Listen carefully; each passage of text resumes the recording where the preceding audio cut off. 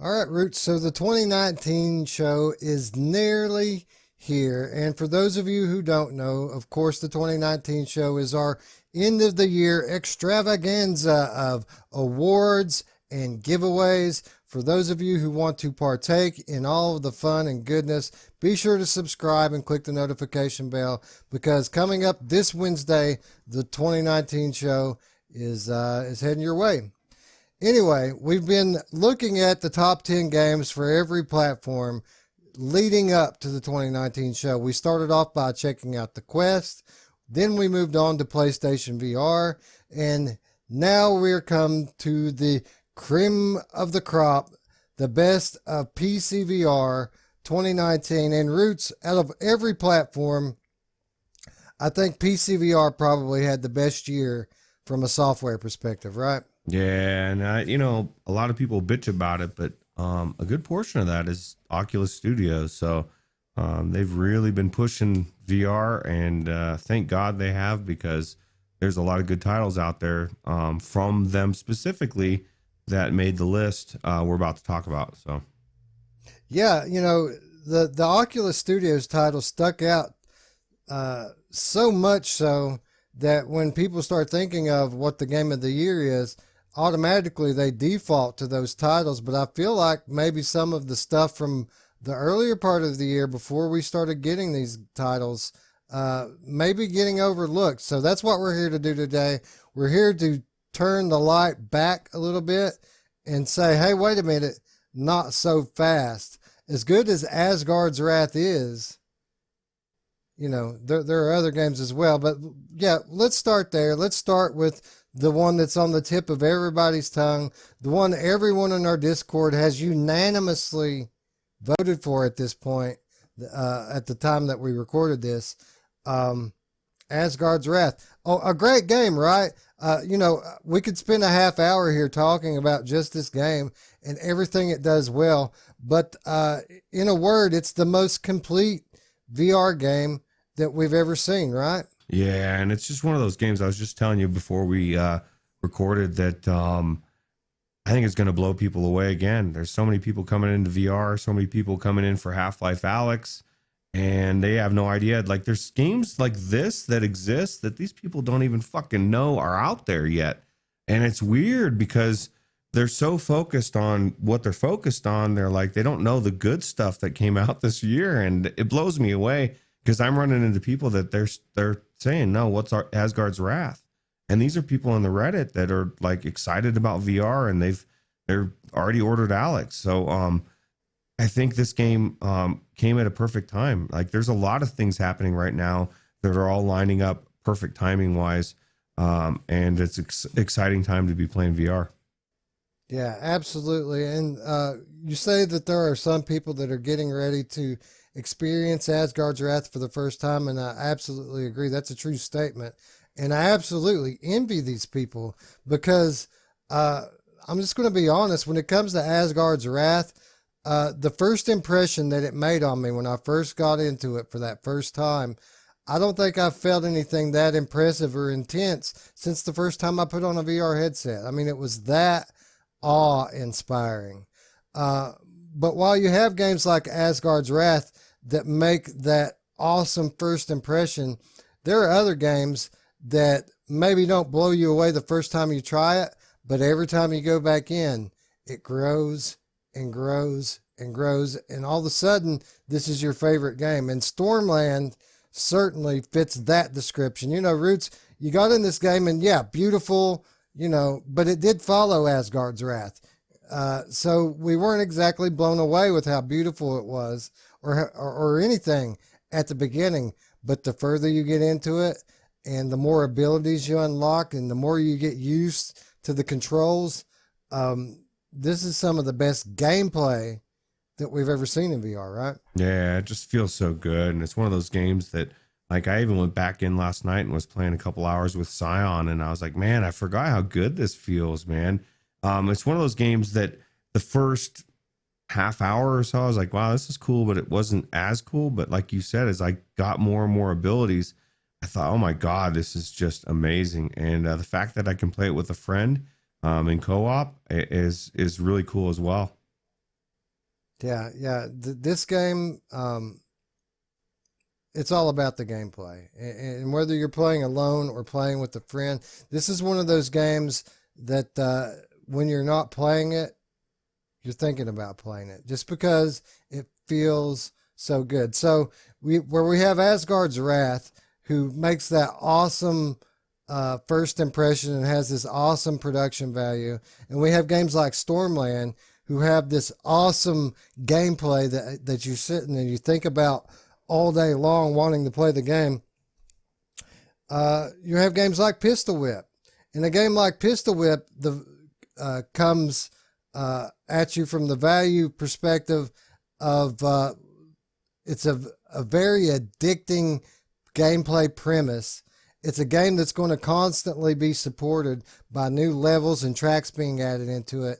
And while we may finish our gameplay with Asgard's Wrath or Stormland sometime in the next year, I feel like maybe Pistol Whip may have the longevity that those other two don't, right? Yeah, those are other games are like ones that you beat it, you're done. Especially Asgard's Wrath, you're 40 hours, man. I'm never touching that game again, most likely, when I'm done with it. But this is a game that just the leaderboards and competing against other people make you want to go back in. And then the aspect of new songs and new levels. And let's be honest, this game is a freaking workout, man. You better, you're going to be moving. You're going to be ducking. You're going to be juking, jiving.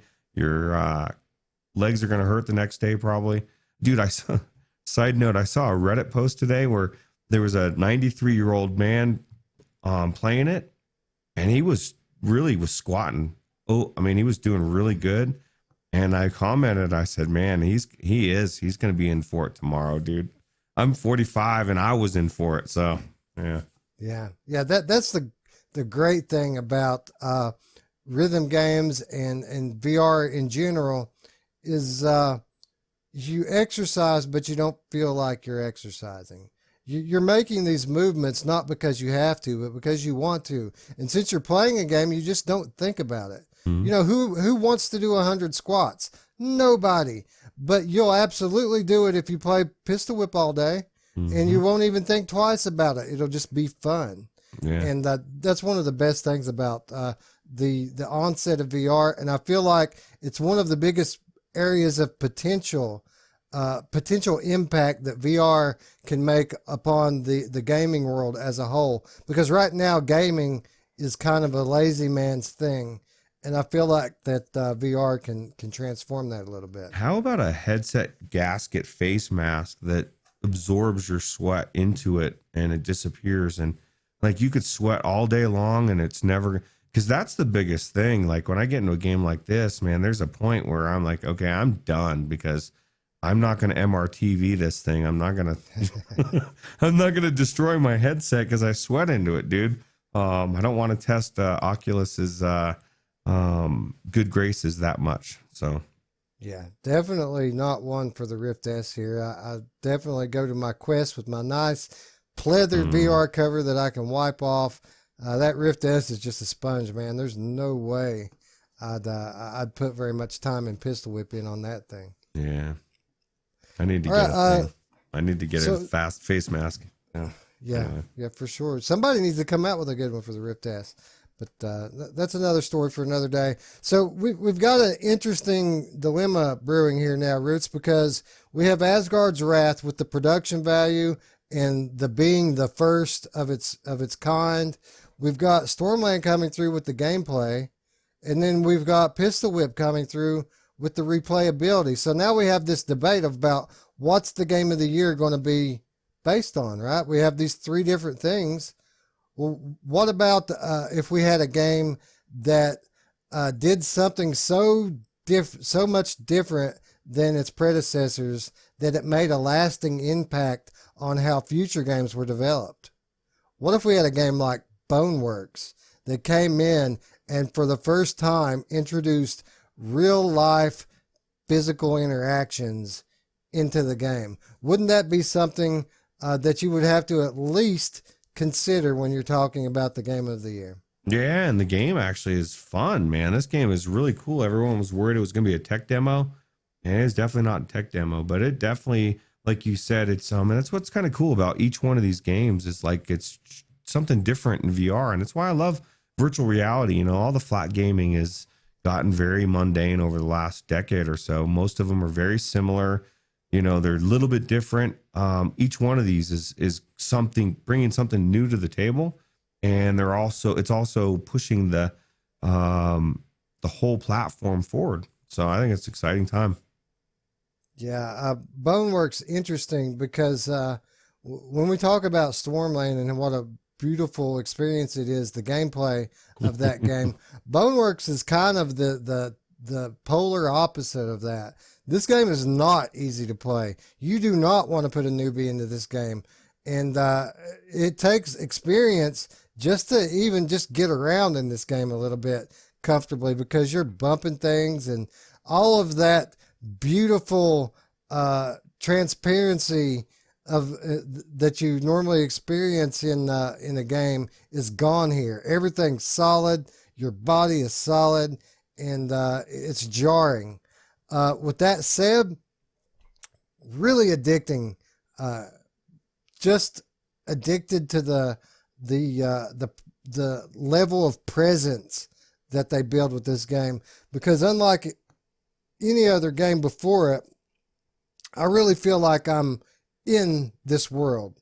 It's hard to explain to those who haven't played it, but you get what I'm saying, right, Roots? The presence is here with this game. Absolutely. And we were saying even just that they, and hopefully they will, to fine tune the gravity a little bit to make it, because I think they will. This is a game, it really does. It's as frustrating as you said it can be, like on some levels, because it is, the physics are real. That same thing is what you like about it. So it's a love-hate relationship, and I love it 10 times more than I hate it. My thing is I would love the options for no arms and just the hands and just have them tweak it a little bit. But I think this game, even just watching it, reminds me I need to get back into this game because I haven't played it since we talked about it. And the puzzles on this are next level. They're all physics based. So it's very, very cool. Yeah. So again, a game so different that that the lessons learned from this game could have a lasting impact over the next few years of VR game development. So if we have a game like Asgard's Wrath, which changed everything, and a game like Stormlands, it's just really fun to play. But then we have a game like Pistol Whip that we're going to still be playing a year from now. But then again, we have a game like Boneworks, whose impact is going to be felt in other games years from now. This is not going to be the easiest thing to decide. And then we have a game like Audica, which probably is the best game of the most popular genre in VR, right? Right. The music rhythm games is very big in VR. And this is my particular, one of my favorite games this year. You know, there was a point when I was openly saying it, man, this is hands down my favorite game of the year. Nothing's going to take it. And then we started getting all these amazing games. And then I started saying, well, this is one of my favorite games. Well, I can make a case of where this is the best game. And in a lot of ways it is. And that's what's going to make this so difficult, because it's not, I naively thought it was going to be a cut and dry decision, and it is not going to be anything close. No. And what you're saying here is absolutely true. This was kind of, we internally off camera decided around, I don't know, July, August, September, that we were going to quit making these statements about Audica is my game of the year, because we didn't want it. We wanted it to be a mystery at the end of the year. So even though we knew Audica was going to be the game of the year, we didn't want to say it anymore. Well, here we are, days out from making this decision, and I still don't know what the game of the year is going to be. Do you, Roots? No, but I'll tell you what, this game is amazing. And I hear people say all the time, Beat Saber, Beat Saber, Beat Saber. Beat Saber suck it compared to Audica. I know that's going to piss some people off, but it's good. Beat Saber's good. Don't get me wrong. to me, Beat Saber, it's a good hors d'oeuvre. It's a good snack. Then you come to Audica and you get the real beef of the game, and then you can see what a real rhythm game is. But no, this is definitely to me is one of the best rhythm games I've ever played, and I've played Guitar Heroes, tons of them. So Yeah, I agree. Definitely the best pure rhythm game in VR, and definitely one of the best VR releases of 2019. So you just said it. You know, the rest of the year came along, and you weren't expecting competition, but here it is. Here's competition, and what at one time seemed like it was going to be a no-brainer, all of a sudden is a question. Well, allow me to throw a little bit more doubt into the mix, because in the shining glow of these top 5 picks, people have forgotten about the next 5 picks. And that brings us to Defector. You know, people were worried about Defector because it wasn't a $40 game when they put it up for pre-order.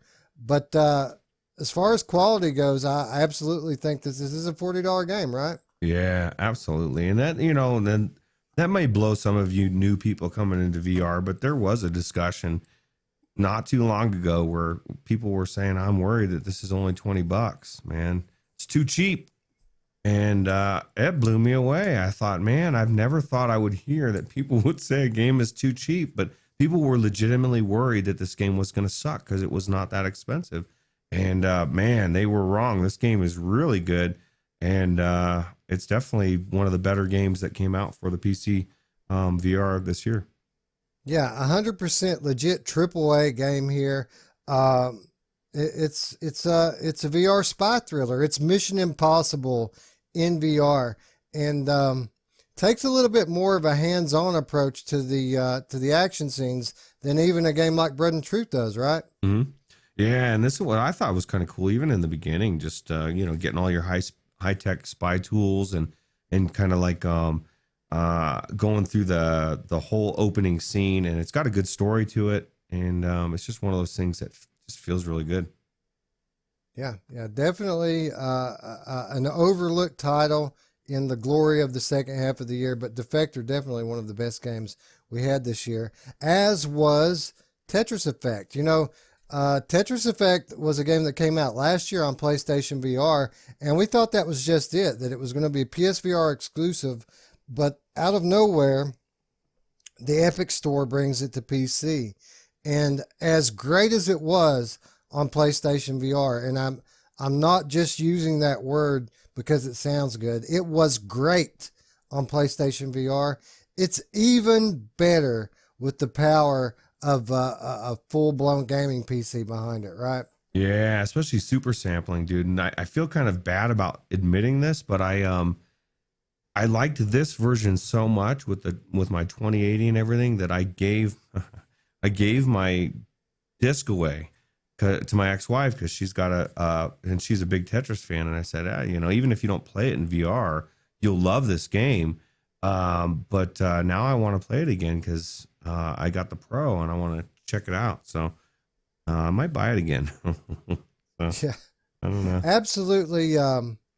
One of the best examples of art in VR, and I don't just mean visual art, but I mean sound as well. The way everything is integrated in together in this game is phenomenal. The visuals, the sound, the gameplay, and even the haptics in the controllers, it all works together, and it's a beautiful experience.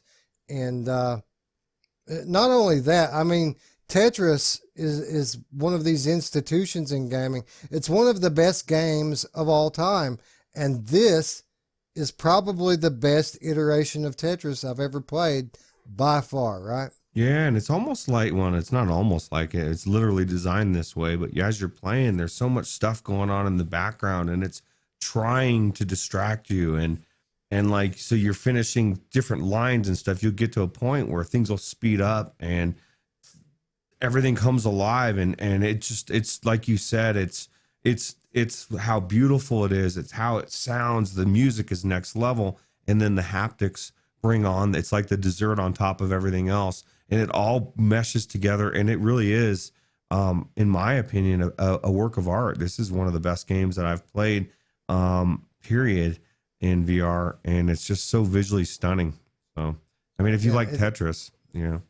Yeah, it's next level game design is what it is, outside of just the basic mechanics of Tetris. But again, if it's one of the best games of all time, and it's the best version of one of the best games of all time, why shouldn't it be on the list of the games of the year this year, right? Right. Now, we do need to stress this is an Epic store only, and for some reason, people melt down when they think about creating an Epic account. But if you want to play it on PC, you do have to get an Epic account. And it's just one of those things that it's bizarre, because I heard for a year people bitch about this not being on PC, and then it comes to PC and they're like, well, damn it, it's not on Steam. And I'm like, well, you know, you take what you get. So I don't know. Right, exactly. If you don't want to partake in the Epic Store, more power to you. But shh. I mean, because it's there. It's just yourself deciding not to partake. This is one of the best games in VR, and if you don't want to do it, then fine. But don't crap on everybody else's sunny day, right? Rain on my parade. Damn it. All right. Trevor Saves the Universe. Again, not only probably the funniest video game that I've ever played, one of the most creative games I've ever played, and probably the best platformer in VR, right? Yeah, it definitely does everything in platforming right. And it also lets you be a part of it. Not only are you running this dude around, and you can call him Joppo if you want, but that's a side story. But not only are you running this guy around, but it is just you're also in it. You're strapped to a chair. They call you a dirty chairopian, and you get to be a part of the story. And so they're constantly talking to you. And I don't know, man. It was one of the most unique, not only stories, but gameplay wise, and it's just funny as hell, man. Yeah. Speaking of unique, it's another one of those third-person, first-person games where not only do you have free locomotion for the third-person character, but you have node-based for the first-person character, and some of the better node-based, because you have this chair with special abilities. It helps you to get a better view of not only the platforming gameplay, but in some cases the puzzles that are in this game. Which, by the way, you can just say screw it to if you want to, and move on. Some of them, anyway. But anyway, one of the most creative games I've ever played. Definitely the most funny game I've ever played, and definitely one of the best VR has to offer. Anyway. All right, that brings us to again. How could people forget how great No Man's Sky is? Sure, these games these Johnny come lately games in the latter half of the year are flying the flag of AAA VR, and we like to say that Asgard's Wrath did it first, but did they, or did No Man's Sky do it first, Ruuts? No, I think No Man's Sky did. You know, it definitely is one of the biggest, most expansive games you can play in VR. And you can do it co-op, or maybe even with more than one. I don't know. But it didn't, even though it didn't release as smoothly as it could have, it did prove once again that these developers are quick and jumped on it and fixed all the problems. And now it runs amazing. And there's a lot of people that probably just joined VR that aren't even aware this is in VR. And it's another one I hear all the time. Subnautica, people don't even know that's in VR. So there's a lot of games, a lot of AAA games that are in VR. And granted, this is a port, but I definitely think this is one of the best ports in 2019 for sure. Yeah, there's a couple of things that I think lead to No Man's Sky not getting the credit it deserves. One is what you said. You know, Asgard's Wrath had a pretty much flawless launch, where No Man's Sky VR pretty much had a little jank.